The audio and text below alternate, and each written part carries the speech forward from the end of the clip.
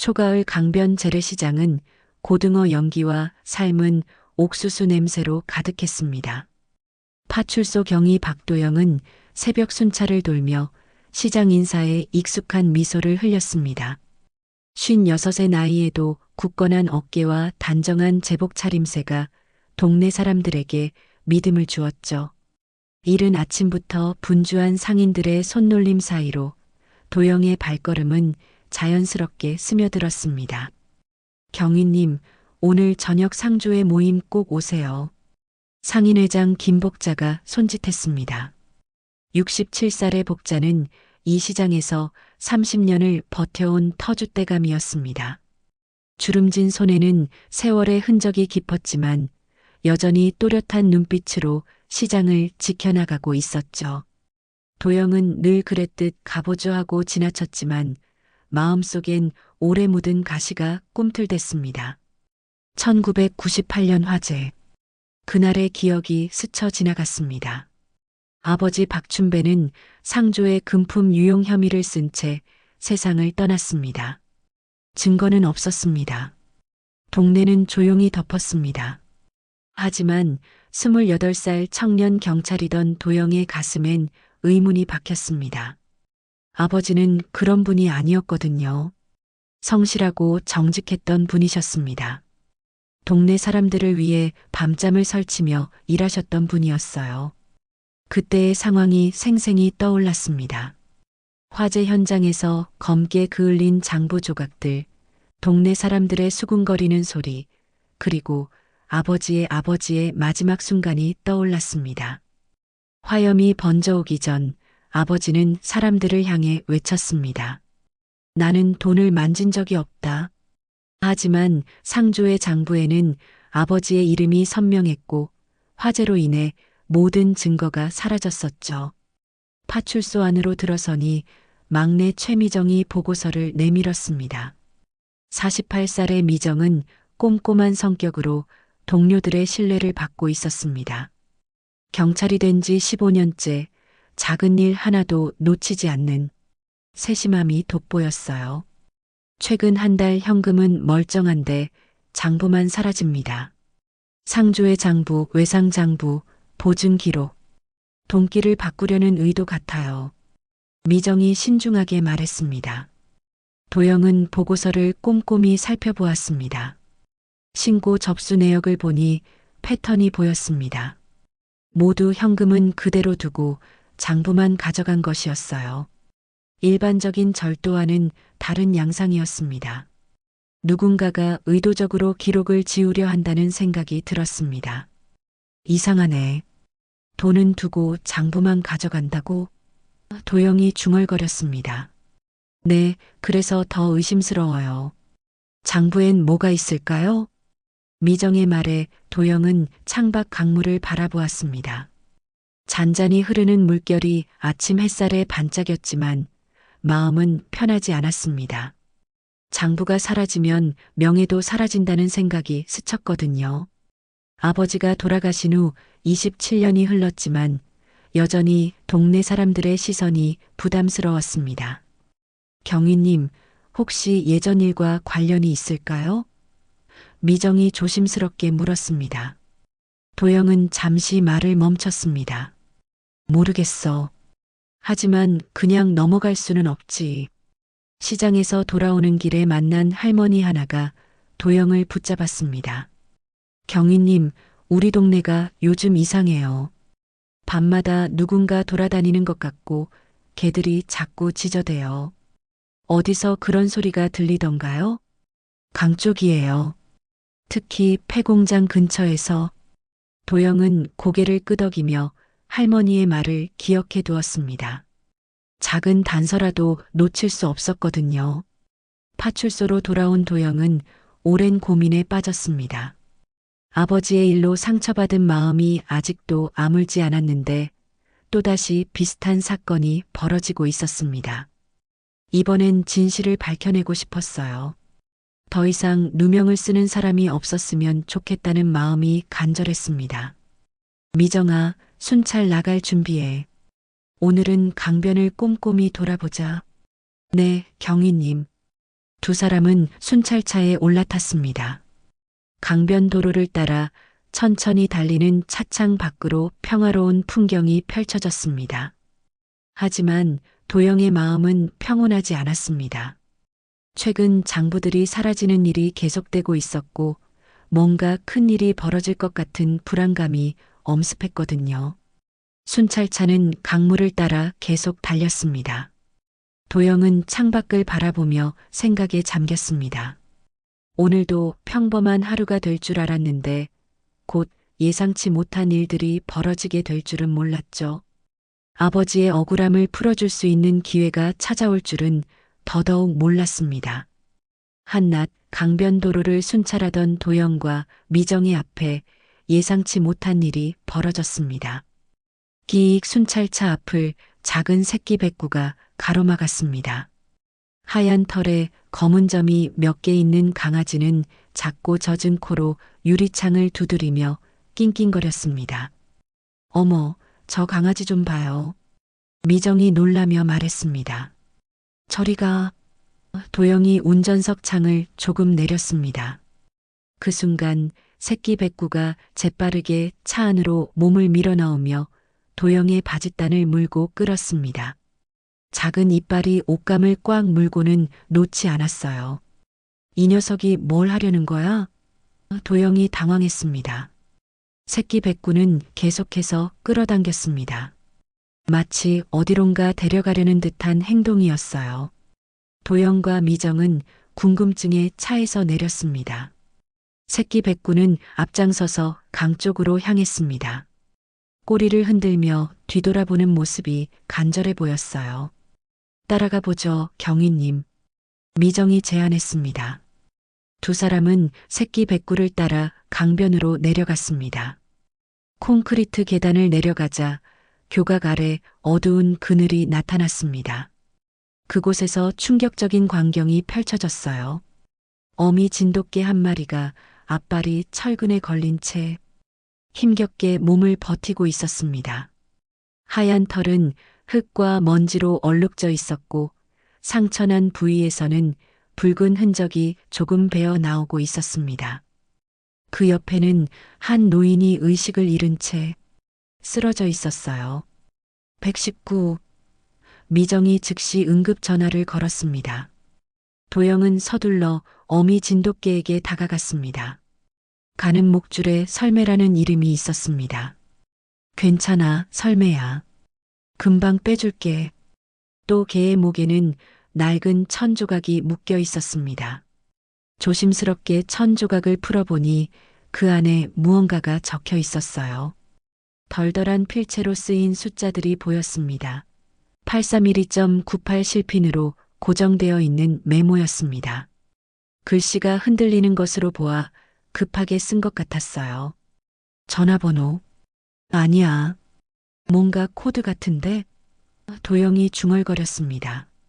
의식을 잃은 노인의 주머니를 확인해 보니 신분증이 있었습니다. 정은옥, 83세. 이 동네에서 오랫동안 작은 구멍가게를 해온 분이었어요. 동네 사람들은 모두 정노인이라고 불렀죠. 구급차가 도착할 때까지 도영은 정노인의 상태를 살폈습니다. 맥박은 미약하지만 뛰고 있었고 호흡도 불규칙했습니다. 상당히 위험한 상태로 보였어요. 경위님, 이상해요. 이 개가 어떻게 우리를 여기까지 데려온 걸까요? 미정이 의아해했습니다. 새끼 백구는 여전히 어미 진돗개 곁을 지키며 낑낑거렸습니다. 어미를 걱정하는 모습이 애처로워 보였어요. 그런데 자세히 보니 새끼 백구의 목에도 무언가가 걸려 있었습니다. 잠깐, 이것 좀 봐.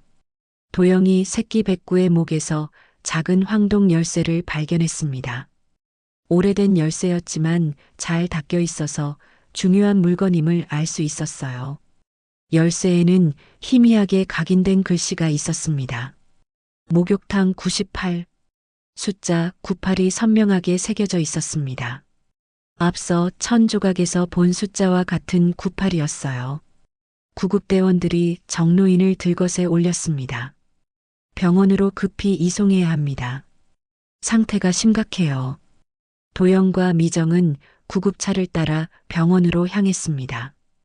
어미 진돗개 설매와 새끼 백구도 함께 태웠어요.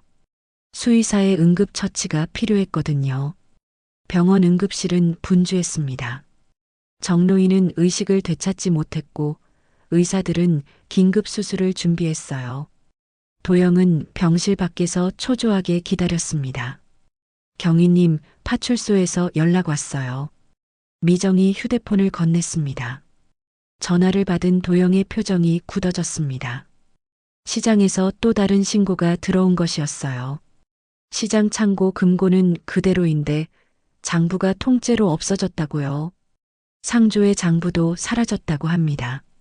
연이은 신고에 도영의 마음이 복잡해졌습니다. 장부만 노리는 범인, 사람의 관계, 채무, 신뢰가 박힌 종이만을 가져가는 이유가 뭘까요? 그때 새끼 백구가 다시 꼬리를 흔들며 병실 밖으로 뛰어나갔습니다.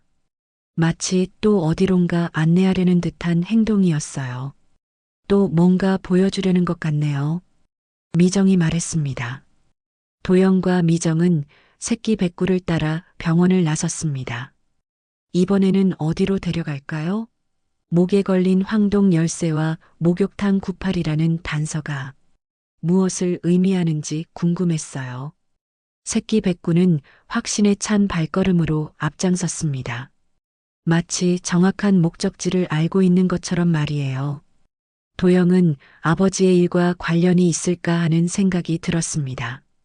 1998년이라는 숫자가 계속 머릿속을 맴돌았거든요. 미정아, 이 일이 단순한 절도가 아닐 수도 있어.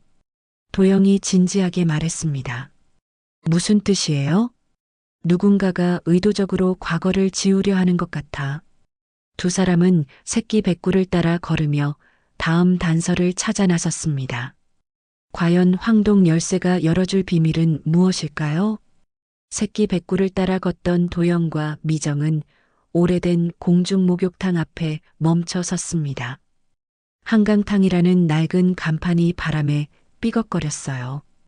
이미 문을 닫은 지 오래된 목욕탕이었지만 새끼 백구는 주저하지 않고 뒷문으로 향했습니다.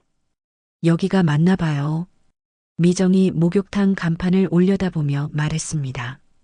목욕탕 지하로 내려가는 계단이 있었습니다. 습기 찬 공기와 곰팡이 냄새가 올라왔어요. 새끼 백구는 계단을 내려가며 여전히 꼬리를 흔들었습니다. 마치 익숙한 길을 가는 것처럼 말이에요. 지하에는 오래된 사물함들이 줄지어 서 있었습니다. 녹슨 철제 사물함들 사이로 희미한 빛이 들어왔어요. 새끼 백구는 사물함 98번 앞에서 멈춰 섰습니다. 바로 여기네. 도영이 목에서 찾은 황동 열쇠를 꺼냈습니다. 덜컥 오래된 자물쇠가 열렸습니다. 사물함 문이 천천히 열리자 미정이 얼어붙었어요. 안에는 두꺼운 장부들과 봉투, 그리고 오래된 편지 묶음이 가지런히 정리되어 있었습니다. 가장 위에는 붉은 도장이 찍힌 서류가 놓여 있었어요. 하늘상조의 1998. 도영의 손이 떨렸습니다. 바로 아버지가 돌아가신 해였거든요. 그는 조심스럽게 장부를 꺼내 펼쳤습니다. 세월이 지나 바랜 종이 위에는 여러 사람들의 이름이 적혀 있었어요. 이게 뭐예요? 미정이 숨을 죽이며 물었습니다. 상조의 원장부인 것 같아. 그런데 이게 왜 여기 있지? 장부를 자세히 살펴보니 1998년 화재 당일의 기록들이 남아 있었습니다. 그날의 거래 내역, 회원들의 납입 현황, 그리고 긴급 인출 기록까지 모든 것이 세세하게 적혀 있었어요. 도영의 눈이 한 줄에 머물렀습니다. 긴급 인출 마이너스 보관자 대리 서명 김복자. 아버지의 이름은 어디에도 없었습니다. 오히려 김복자의 이름이 여러 곳에 나타나 있었어요. 경위님, 이건... 미정이 말을 잇지 못했습니다. 편지 묶음 중 하나를 풀어보니 손글씨로 쓰인 메모가 나왔습니다. 글씨는 떨리고 있었지만 내용은 분명했어요. 도영 씨 아버지는 억울했소. 회장이 장부를 옮기던 그날 불길이 번졌소. 내가 장부를 숨겼소. 진실을 털어놓으면 이 동네서 못 산다 여겼소. 미안하오. 마이너스 정은옥. 정은옥? 도영이 이름을 되뇌었습니다. 그때 병원에서 받아온 조서를 확인해 보니 놀라운 사실을 발견했습니다. 쓰러진 정노인이 적어둔 주소록에 같은 이름이 있었어요. 강하류 판잣집 3동, 정은옥, 83세. 설매의 주인이 정은옥이에요. 미정이 외쳤습니다. 도영은 모든 퍼즐 조각이 맞춰지는 것을 느꼈습니다. 정은옥이 진실을 알고 있었고 설매에게 열쇠를 맡겨 이 장소를 기억하게 했던 것이었어요. 새끼 백구는 어미의 지시를 따라 도영을 이곳으로 안내한 것이었죠. 그런데 왜 지금까지 숨기고 있었을까요? 미정이 의문을 표했습니다. 두려웠겠지. 진실을 말하면 동네에서 살 수 없을 거라고 생각했을 거야. 도영은 편지를 다시 읽어보았습니다. 아버지가 억울했다는 증언, 김복자가 장부를 옮겼다는 내용, 그리고 화재 당일의 진실. 모든 것이 명확했어요. 그때 파출소에서 급한 전화가 걸려왔습니다. 경위님, CCTV를 확인해 보니 이상한 점을 발견했습니다. 뭔데? 새벽마다 김복자가 설매에게 먹이를 주고 주변을 살펴보는 모습이 찍혔어요. 마치 무언가를 확인하려는 듯한 행동이었습니다. 도영의 표정이 굳어졌습니다. 보호가 아니라 감시였구나. 김복자는 정은옥과 설매를 감시하고 있었던 것입니다. 혹시 진실이 드러날까봐 두려워했던 것이었어요.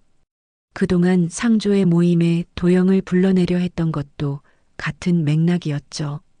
경위님, 그럼 최근에 장부들이 사라지는 것도 미정이 깨달았습니다. 김복자의 진일 가능성이 높아. 과거의 진실이 드러날까봐 증거들을 없애려는 거야. 도영은 사물함에서 발견한 자료들을 정리했습니다. 이제 아버지의 억울함을 풀 수 있는 확실한 증거가 생겼어요. 하지만 동시에 복잡한 감정이 밀려왔습니다. 27년 동안 진실을 알고 있으면서도 침묵했던 사람들에 대한 분노였어요. 새끼 백구가 다시 꼬리를 흔들며 사물함 근처를 맴돌았습니다. 마치 더 보여줄 것이 있다는 듯한 행동이었어요. 뭘 더 찾고 있는 걸까? 미정이 새끼 백구를 지켜보았습니다. 도영이 사물함 안쪽을 다시 살펴보니 작은 열쇠가 하나 더 테이프로 붙어 있었습니다. 이번 열쇠에는 다른 번호가 적혀 있었어요. 창고 12. 또 다른 비밀이 있나 봐요. 도영이 열쇠를 조심스럽게 떼어냈습니다. 새끼 백구는 이제 만족한 듯 꼬리를 흔들었습니다. 자신의 임무를 다한 것 같았어요. 하지만 도영과 미정에게는 더 큰 과제가 남아 있었습니다. 이제 김복자를 찾아가야겠어요. 미정이 단호하게 말했습니다. 그래. 하지만 조심해야 해. 이미 증거인멸을 시도하고 있으니까. 도영은 장부와 편지들을 가방에 넣었습니다. 마침내 아버지의 명예를 회복할 기회가 왔지만 진짜 시험은 지금부터였어요. 병원으로 돌아온 도영과 미정은 중환자실 앞에서 기다렸습니다. 정은옥이 의식을 되찾기를 간절히 바라며 말이에요. 장부와 편지로 진실의 일부는 밝혀졌지만 정작 증언할 당사자가 깨어나지 않으면 소용없었거든요. 간호사가 나와서 알려주었습니다. 환자분이 잠깐 의식을 되찾으셨어요. 하지만 매우 약하신 상태라 오래 대화는 어려울 것 같습니다. 중환자실 안 산소호흡기를 끼고 있는 정은옥의 모습이 안쓰러웠습니다. 83세의 연로한 몸에 온갖 관이 연결되어 있었어요. 그래도 도영을 보자 희미하게나마 눈을 떴습니다. 할머니, 저 박도영이에요. 박춘배의 아들입니다. 도영이 조심스럽게 다가갔습니다. 정은옥의 눈에서 눈물이 한 방울 떨어졌습니다. 혀가 굳어 말이 더디었지만 간신히 소리를 냈어요. 내가 너무 늦었지. 아니에요, 할머니. 지금이라도 말씀해 주세요. 정은옥은 힘겹게 숨을 고르며 이야기를 시작했습니다. 그날 복자가 장부를 들고 도망쳤어. 내 아버지가 막다가 갇혔지. 도영의 가슴이 뛰었습니다. 마침내 진실을 들을 수 있었거든요. 831은 상조의 금고 조합이야. 98은 사물함 번호고. 내가 설매에게 열쇠 물어다주는 훈련을 시켰어. 내가 쓰러지면 걔가 대신 가도록. 그때 새끼 백구가 병실 안으로 조용히 들어왔습니다. 간호사들이 말리려 했지만 도영이 손짓으로 막았어요. 새끼 백구는 정은옥의 손등 위로 살짝 앞발을 올렸습니다. 작은 체온이 할머니에게 전해졌어요. 이 아이가 잘했구나. 정은옥이 새끼 백구를 바라보며 미소를 지었습니다. 할머니, 왜 그동안 말씀하지 않으셨어요? 미정이 조심스럽게 물었습니다. 진실을 말하면 이 동네에서 못 산다고 생각했어. 복자 가족들도 있고 상조의 회원들도 있고 모두가 얽혀 있었거든.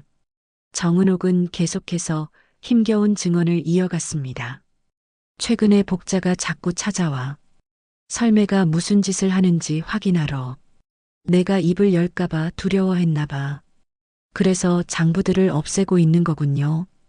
도영이 고개를 끄덕였습니다. 복자는 돈이 필요했어. 아들 사업이 망해서. 그래서 상조의 돈에 손을 댔지. 하지만 내 아버지가 발견했고 말리려다가. 정은옥의 목소리가 점점 작아졌습니다. 도영은 주먹을 꽉 쥐었습니다. 아버지는 잘못을 막으려다가 희생당한 것이었어요. 그런데도 27년 동안 도둑으로 기억되어야 했던 것입니다. 할머니, 이제라도 말해주세요. 우리가 끝까지 가져갑니다. 미정이 정은옥의 손을 꽉 잡았습니다. 고마워. 정말 고마워. 정은옥이 안도의 한숨을 쉬었습니다. 그때 병실 밖에서 소란스러운 소리가 들렸습니다. 간호사가 급하게 들어와서 알렸어요. 경찰관님들, 김복자 씨가 병원에 와 있어요. 정은옥 할머니를 찾고 있다고 하는데 도영과 미정은 서로 눈빛을 교환했습니다. 김복자가 직접 나타난 것입니다. 아마도 정은옥이 깨어났다는 소식을 듣고 온 것 같았어요. 할머니, 잠깐 숨어 계세요. 우리가 처리할게요. 도영이 정은옥을 안심시켰습니다. 복도로 나온 도영과 미정 앞에 김복자가 서 있었습니다. 평소와는 다른 초조한 모습이었어요. 얼굴이 창백하고 손도 떨리고 있었습니다. 경위님, 은옥이 할머니 어떠세요? 많이 다치셨다던데. 김복자가 걱정스럽게 물었습니다. 복자 씨, 할머니께서 말씀하고 싶은 게 있으시대요. 도영이 의미심장하게 말했습니다. 김복자의 얼굴이 더욱 굳어졌습니다. 무슨 말씀을요? 1998년 화재 당일에 있었던 일 말이에요. 김복자는 순간 당황한 기색을 보였습니다. 하지만 곧 진정하려고 애쓰며 말했어요. 그런 오래된 일을. 은옥이 할머니가 많이 아프시니까 헛소리를 하시는 게 아닐까요? 헛소리가 아니에요. 우리가 증거도 찾았거든요. 미정이 단호하게 말했습니다. 김복자의 눈이 흔들렸습니다. 무슨 증거요? 도영이 사물함에서 찾은 장부를 꺼내 보였습니다. 이 장부에 모든 게 기록되어 있어요. 당신이 상조의 돈을 빼돌린 기록까지 말이에요. 김복자는 한순간 말을 잃었습니다. 그동안 숨겨왔던 비밀이 드러난 것을 깨달았거든요. 경위님, 그건. 김복자가 말을 더듬었습니다. 복자 씨, 이제 그만하세요. 최근에 장부들을 없앤 것도 당신이죠?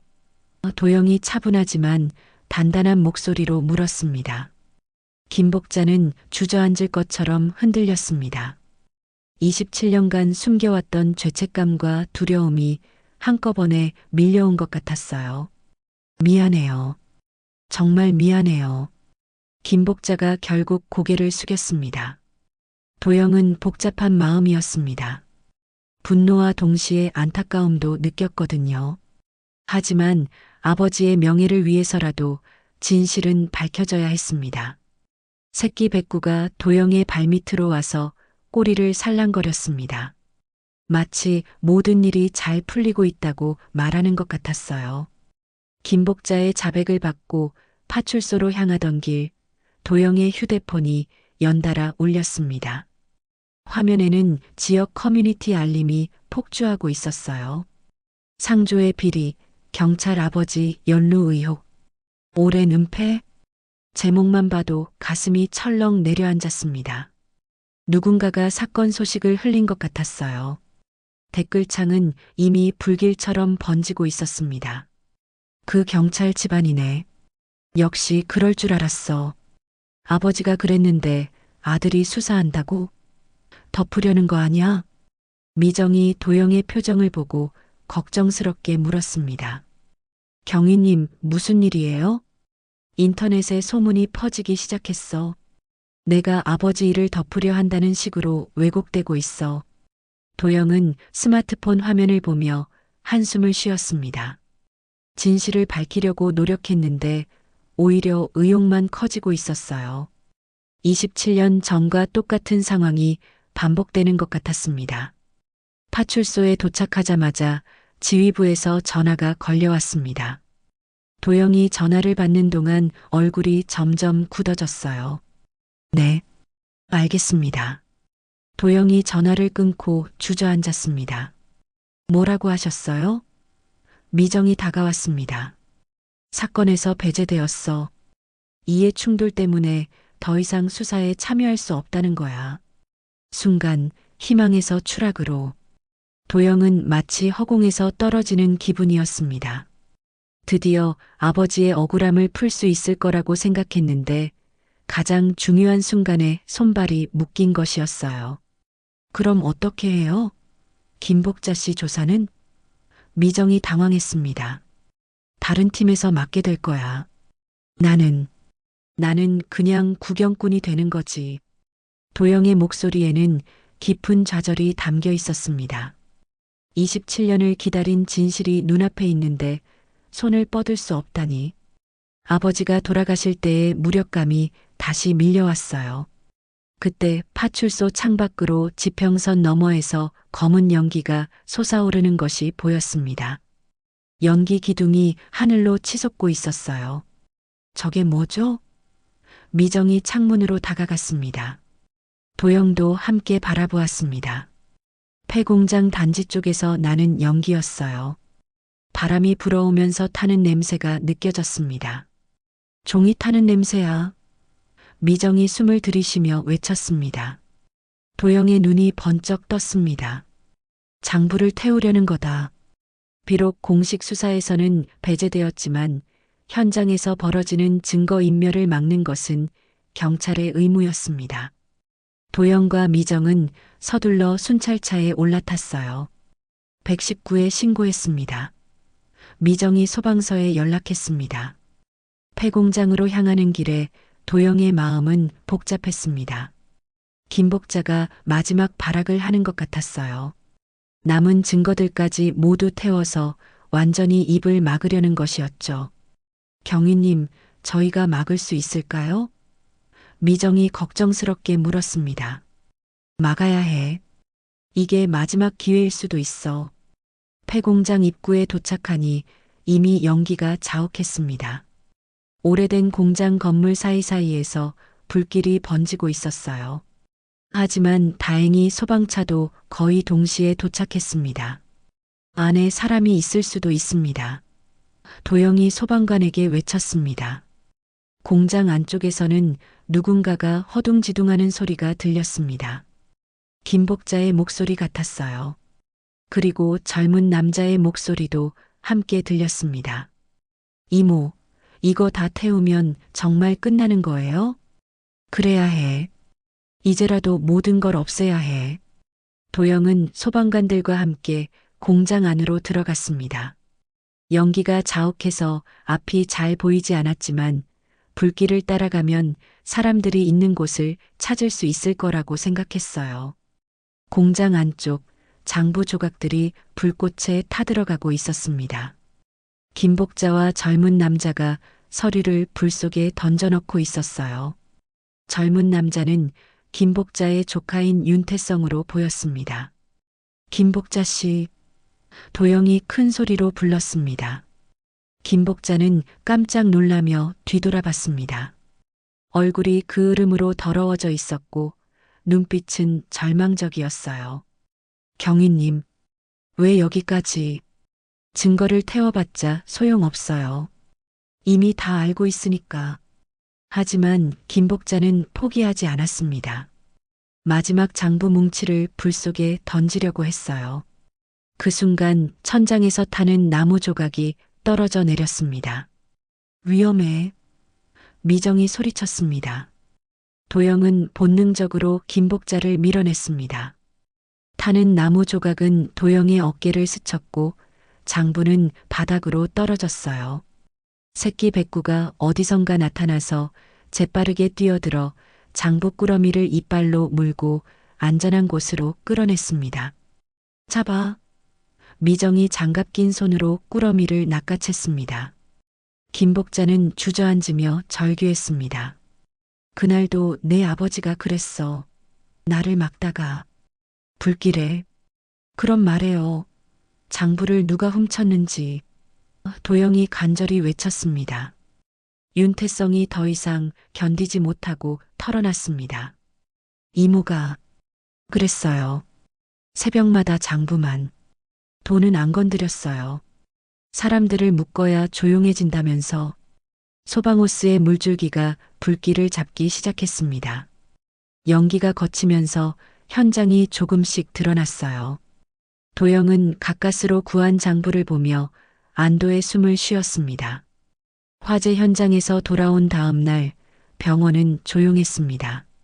정은옥은 여전히 중환자실에서 치료를 받고 있었고 도영은 그녀의 병상 옆에 앉아 있었어요. 어젯밤 일로 몸은 지쳤지만 마음만큼은 한결 가벼워진 기분이었습니다. 정은옥이 천천히 눈을 떴습니다. 어제보다 훨씬 맑은 눈빛이었어요. 도영아. 정은옥이 약한 목소리로 불렀습니다. 네, 할머니. 괜찮으세요? 고마워. 정말 고마워. 내가 끝까지 포기하지 않아줘서. 정은옥의 손이 도영의 손을 찾아 꽉 잡았습니다. 주름진 손에서 따뜻함이 전해졌어요. 27년간 가슴에 묻어두었던 비밀을 털어놓고 나니 한결 편해 보였습니다. 할머니, 이제 다 끝났어요. 아버지의 억울함도 풀렸고 진실도 밝혀졌어요. 내 아버지는 정말 좋은 사람이었어. 그날 복자를 말리려다가. 정은옥의 목소리가 떨렸습니다. 그때 병실 문이 열리며 새끼 백구가 조용히 들어왔습니다. 간호사들도 이제는 이 특별한 강아지의 출입을 허락하고 있었어요. 새끼 백구는 정은옥의 침대 옆으로 가서 앞발을 살짝 올렸습니다. 정은옥이 새끼 백구의 머리를 쓰다듬었습니다. 이 아이가 내 아버지의 억울함을 풀어줬구나. 할머니, 설매는 어떻게 되었어요? 수의사 선생님이 치료를 다 해주셨어. 이제 괜찮을 거야. 이 아이도 어미랑 함께 있을 수 있게 되었고, 도영은 안도의 숨을 쉬었습니다. 사람뿐만 아니라 동물들도 모두 제자리를 찾아가고 있었어요. 미정이 병실로 들어왔습니다. 경위님, 소식이 있어요. 무슨 소식? 김복자 씨가 완전히 자백했어요. 그리고 지휘부에서 경위님께 공식 사과를 하고 싶다고 하네요. 도영은 놀란 표정을 지었습니다. 공식 사과? 네. 어제 화재 현장에서 경위님이 보인 행동과 그동안의 수사 과정을 검토해 봤더니 경위님이 진실을 밝히기 위해 노력한 것이 명확하다고 하네요. 정은옥이 미소를 지었습니다. 다행이구나. 이제 정말 모든 게 제자리를 찾았네. 그때 복도에서 소란스러운 소리가 들렸습니다. 동네 사람들이 몰려온 것 같았어요. 도영이 문을 열어보니 시장 상인들이 정은옥을 문안하러 온 것이었습니다. 할머니, 괜찮으세요? 그동안 고생이 많으셨어요. 진실을 말해주셔서 고마워요. 상인들의 따뜻한 인사에 정은옥의 눈에 눈물이 맺혔습니다. 그동안 혼자서 감당해야 했던 무게가 얼마나 컸을까요? 이제 이 동네가 다시 평화로워질 수 있겠네요. 한 상인이 말했습니다. 도영은 창밖을 바라보았습니다. 강물이 햇살을 받아 반짝이고 있었어요. 오랫동안 탁했던 물이 다시 맑아지는 것 같았습니다. 새끼 백구가 꼬리를 흔들며 병실 안을 돌아다녔습니다.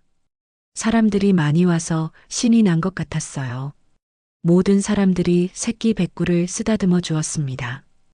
이 강아지가 진짜 영웅이네요. 한 할머니가 말했습니다. 정말 신기해요. 어떻게 경찰관을 정확한 곳으로 안내했을까요? 도영이 새끼 백구를 바라보며 말했습니다. 동물은 사람보다 순수해서 그런가 봐요. 옳고 그름을 더 잘 아는 것 같아요. 정은옥이 도영을 불렀습니다. 도영아, 이리 와봐. 도영이 침대 가까이 다가가자 정은옥이 속삭였습니다. 내 아버지가 하늘에서 지켜보고 계실 거야. 정말 자랑스러워 하실 거야. 할머니, 이제 마음 편히 지내렴. 내가 할 일은 다 했어. 미정이 도영에게 다가왔습니다. 경위님, 김복자 씨는 어떻게 되나요? 법의 심판을 받겠지. 하지만 미안한 마음도 들어. 그 사람도 나름대로 힘든 사정이 있었을 테니까.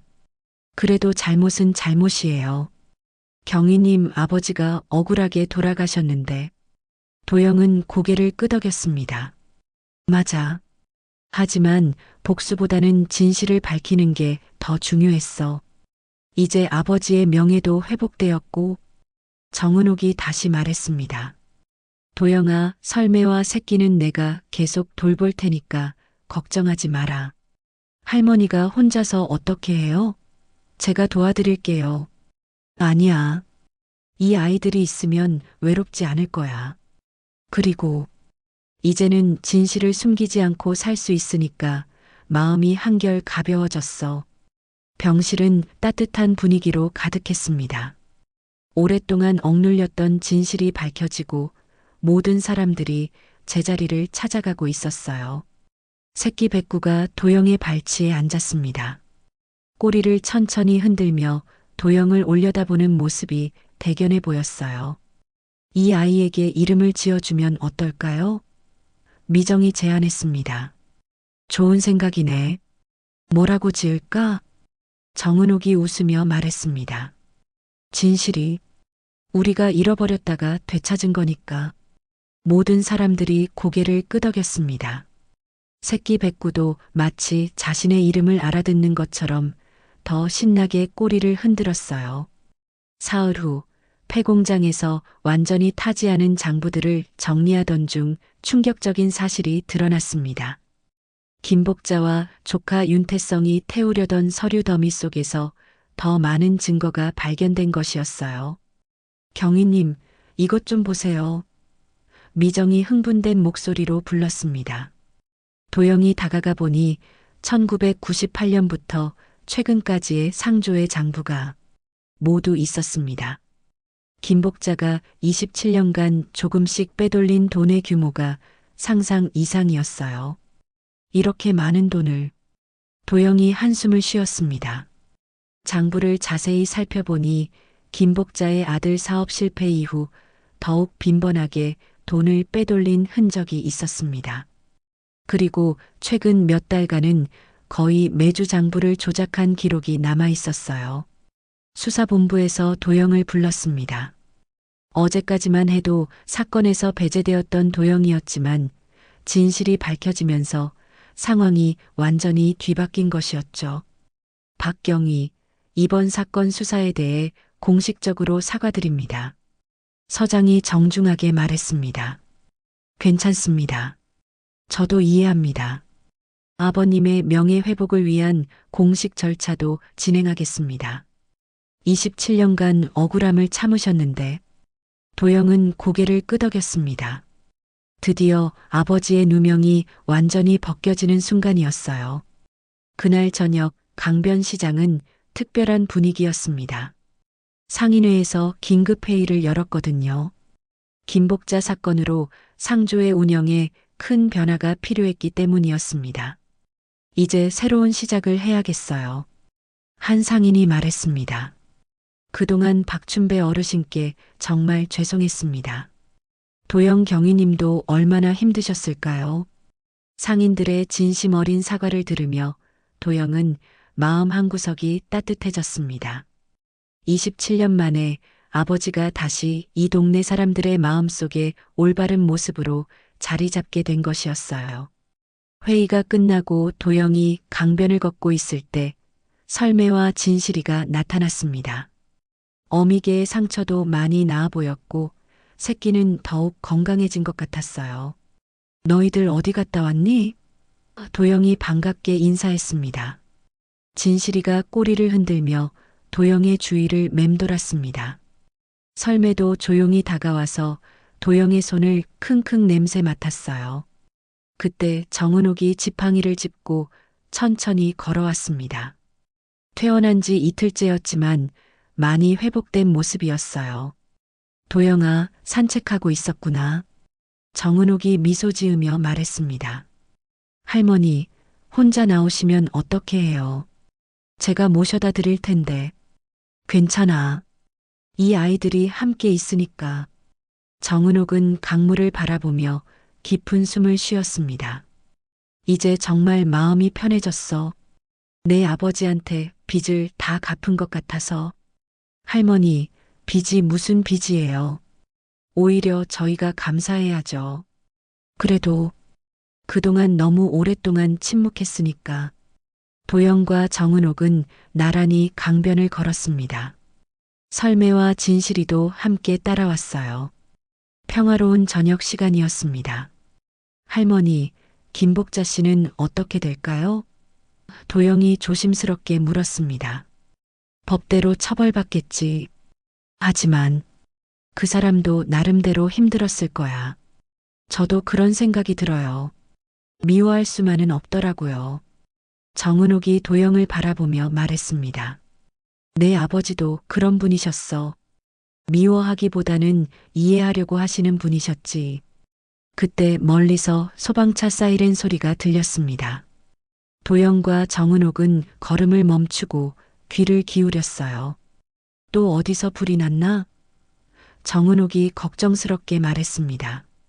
도영이 휴대폰을 확인해 보니 파출소에서 긴급 연락이 왔습니다.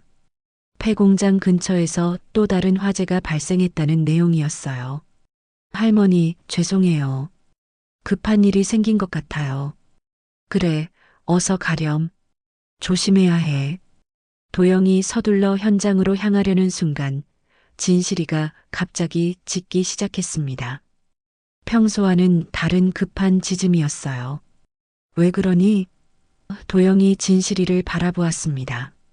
진실이는 폐공장 반대 방향을 가리키며 계속 짖었습니다. 마치 그쪽으로 가지 말라는 것처럼 보였어요. 이상하네. 정은옥이 중얼거렸습니다. 그때 도영의 휴대폰이 다시 울렸습니다. 미정에게서 온 전화였어요. 경위님, 큰일이에요. 김복자 씨가 구치소에서 도망쳤어요. 도영의 얼굴이 굳어졌습니다. 뭐라고? 호송 중에 도주했어요. 그리고 윤태성도 함께 사라졌어요. 진실이의 짖음이 더욱 급해졌습니다. 마치 위험을 경고하는 것처럼 보였어요. 할머니, 집으로 들어가 계세요. 문도 꼭 잠그시고. 도영이 긴급하게 말했습니다. 무슨 일이니? 김복자 씨가 도망쳤어요. 혹시 모르니까 조심하셔야 해요. 정은옥의 얼굴이 창백해졌습니다. 김복자가 자신에게 앙심을 품고 있을 가능성이 있었거든요. 도영은 서둘러 파출소로 향했습니다. 진실이도 뒤따라왔어요. 마치 도영을 보호하려는 듯한 모습이었습니다. 과연 김복자와 윤태성은 어디로 사라진 걸까요? 그리고 이들의 마지막 계획은 무엇일까요? 긴급 수색 작전이 시작되었습니다. 도영과 미정, 그리고 지원팀이 동네 곳곳을 뒤지기 시작했어요. 진실이도 함께 따라다니며 예민하게 주변을 살폈습니다. 김복자와 윤태성이 어디로 갔을까요? 미정이 걱정스럽게 말했습니다. 아마 마지막으로 증거를 없애려 할 거야. 아직 우리가 찾지 못한 게 있을지도 몰라. 그때 진실이가 갑자기 멈춰서서 강 쪽을 바라보며 낮게 으르렁거렸습니다. 평소와는 완전히 다른 반응이었어요. 저쪽에 뭔가 있나 봐요. 도영이 진실이의 시선을 따라갔습니다. 강변 갈대밭 사이로 희미한 불빛이 보였습니다. 손전등 불빛 같았어요. 도영과 미정은 조용히 접근했습니다. 갈대밭 안쪽에 작은 창고가 하나 있었습니다. 예전에 어부들이 사용하던 낚시 도구 창고였는데 지금은 거의 방치된 상태였어요. 그 안에서 사람들의 목소리가 들렸습니다. 이모, 정말 이게 마지막이에요? 윤태성의 목소리였습니다. 그래. 이 창고에 숨겨둔 장부들만 태우면 정말 끝이야. 도영은 미정에게 신호를 보내고 창고를 포위했습니다. 창고 12번이라고 적힌 낡은 팻말이 보였어요. 바로 사물함에서 찾은 두 번째 열쇠와 일치하는 번호였습니다. 김복자 씨, 도영이 큰 소리로 불렀습니다. 창고 안이 갑자기 조용해졌습니다. 그러다가 김복자의 떨리는 목소리가 들렸어요. 경위님, 제발 조금만 더 시간을 주세요. 더 이상 소용없어요. 나오세요. 창고 문이 천천히 열렸습니다. 김복자와 윤태성이 초라한 모습으로 나왔어요. 김복자의 얼굴은 눈물로 범벅이 되어 있었습니다. 경위님, 정말 미안해요. 그날 정말 그럴 생각은 아니었어요. 김복자가 무너지며 말했습니다. 복자 씨, 이제 그만해요. 더 이상 도망칠 곳도 없잖아요. 창고 안을 확인해 보니 정말로 오래된 장부들과 서류가 가득 쌓여 있었습니다. 김복자가 27년간 숨겨온 모든 증거였어요. 이 모든 걸 왜 숨기고 있었어요? 미정이 물었습니다. 김복자가 고개를 떨구며 대답했습니다. 처음엔 정말 급해서 그랬어요. 아들 사업이 망하고 빚에 쪼들리고 그런데 춘배 형이 발견하고 말렸어요. 그래서 말다툼이 벌어졌고 그때 마침 화재가 났어요. 춘배 형은 나를 구하려다가 김복자의 목소리가 떨렸습니다. 도영의 가슴이 뭉클했습니다. 아버지는 끝까지 사람을 구하려다 돌아가신 것이었어요. 그런데 왜 아버지가 도둑으로 몰렸죠? 장부에 제 이름 대신 춘배형 이름을 적어놨거든요. 들키지 않으려고. 그런데 그게 김복자가 흐느꼈습니다. 윤태성이 대신 말했습니다. 화재 후에 그 장부만 남아서 이모가 말할 기회를 놓쳤어요. 그럼 27년 동안 계속 거짓말을 한 거네요. 도영의 목소리에 분노가 섞였습니다. 미안해요. 정말 미안해요. 하루하루 지날수록 말하기 더 어려워졌어요. 그리고 정은옥 할머니도 진실을 알고 있으니까 서로 눈치만 보며 살았어요. 김복자는 계속해서 울먹였습니다. 최근에 할머니가 입을 열까봐 더 무서웠어요. 그래서 장부들을 없애려고. 도영은 복잡한 심정이었습니다. 분노와 동시에 연민도 느껴졌거든요. 김복자도 나름대로 괴로워했을 것 같았어요. 복자 씨, 이제라도 진실을 말해주셔서 다행이에요. 도영이 차분하게 말했습니다. 그때 진실이가 김복자에게 다가가서 조용히 앉았습니다. 적대적이지 않은, 오히려 위로하는 듯한 모습이었어요. 이게가 정말 신기하네요. 김복자가 진실이를 바라보며 말했습니다. 복자 씨도 이제 마음이 편해질 거예요. 진실을 숨기는 게 얼마나 힘들었을까요? 김복자가 고개를 끄덕였습니다. 정말 힘들었어요. 매일 꿈에 춘배형이 나타나서 수사는 마무리되었습니다. 김복자는 자수하며 모든 죄를 인정했고 상조의 피해 금액도 모두 배상하겠다고 했어요. 며칠 후 강변시장에는 현수막이 걸렸습니다. 박춘배 어르신의 명예를 회복합니다. 상조에는 새로운 시스템으로 정비되었고 투명한 운영을 약속했어요. 동네 사람들도 진심으로 사과하며 박춘배를 기렸습니다. 정은옥은 설매와 진실이와 함께 평화로운 일상을 되찾았습니다. 더 이상 진실을 숨길 필요가 없으니까 마음도 한결 가벼워 보였어요. 파출소 마당에서 동네 아이들이 진실이를 둘러싸고 놀고 있었습니다. 아저씨, 이 강아지 이름이 뭐예요? 한 아이가 물었습니다. 도영이 미소 지으며 대답했습니다. 진실이야. 우리가 잃어버렸다가 되찾은 거지. 아이들이 박수를 치며 좋아했습니다.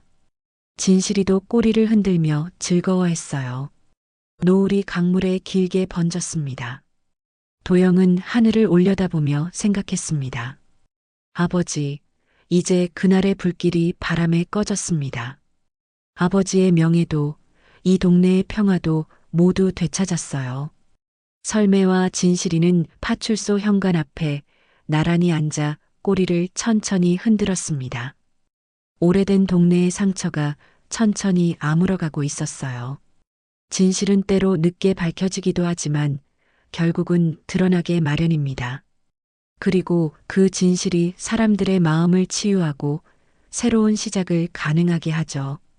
강물은 오늘도 잔잔히 흘러갔습니다. 평화로운 동네를 품에 안고 말이에요.